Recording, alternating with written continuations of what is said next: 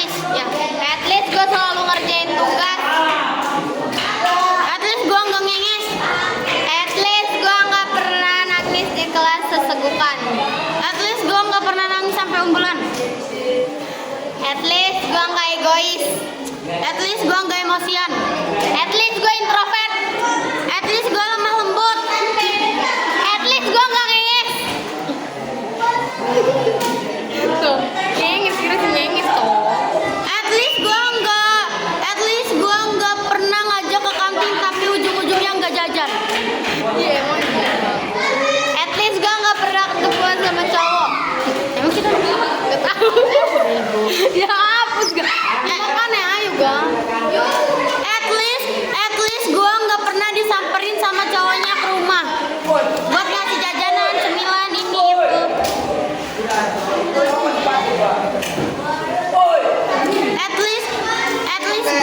At least gue nggak pernah marah-marah. At least gue suka. At least gue suka sama seseorang. At least aku gak. At least gue nggak pernah punya hubungan tapi nggak jelas. At least aku nggak ngegamain orang. At least gue nggak pernah curhat ke temen tentang pasangannya yang punya cewek baru. At least aku nggak ngeliat orang yang nggak tahu. At least apa ya? At least gue kalau diajak main nggak minta dijemput kalau malam.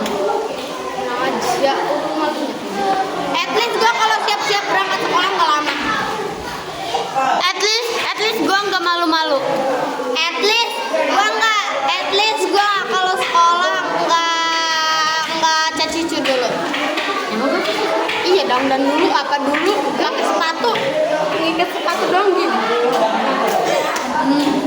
Kayak ini banget gitu loh. At least gue nggak punya adik. Ada anak siapa tuh? Dulu kita punje. At least gue nggak ngerebutin apa-apa dari orang tua. At least gue nggak pernah dituntutin itu sama aku. Juga nggak pernah. Ya terus ngapain bilang? Ya udah. At least orang tua gue selalu ngerayain ulang gue. At least orang tua gue broken home. At least gue broken home. At least aku nggak broken home. At least aku broken home tapi aku tidak kurang kasih sayang. At least aku nggak pernah nangis. At least gue nggak pernah minta ini itu sama orang tua. Ya terus kalau minta jajan siapa? Mama. Ya udah sampai sini cukup. Assalamualaikum warahmatullahi wabarakatuh. Dadah.